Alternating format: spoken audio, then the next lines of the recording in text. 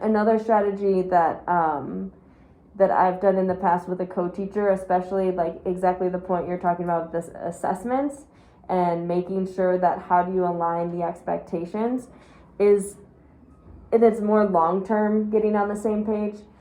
When it comes to doing the actual assessment with the rubric, is to have both of you grade all students, or pick 10 that you're both gonna grade, and then you take those two rubrics and obviously compare. Not to say someone's right or wrong, but to have that conversation of like, wow, these are the differences that we're seeing. And I'm sure you've engaged in something like that before, just in the English department, where I feel like we've taken student assessment to the table and seen the different perspectives from different teachers.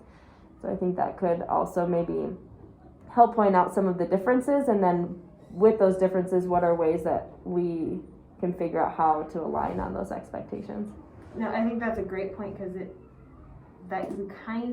just happened with a particular student. I happened to be helping him, and so then when I was looking at it, I mentioned to her the grade, and we kind of disagreed a little bit on the grade. And of course it was right before the grades were due for the trimester, so we're like rushing. Yeah. But it was a good moment that it pointed out to me that we have different interpretations of this.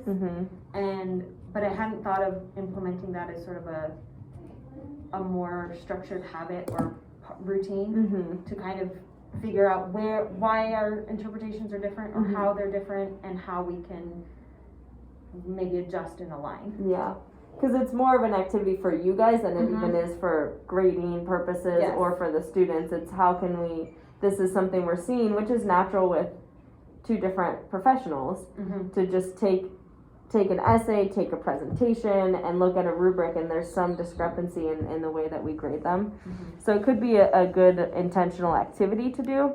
I think that could also be, like, as you're saying, that makes a lot of sense too, because given that last year was virtual, and her being somewhat new to the school, she's not as familiar with the student population, and maybe so there's certain aspects of where, like, I can see kids and they're kind of on par with what I'm familiar with for this school and this particular student population, but she's expecting something different from them.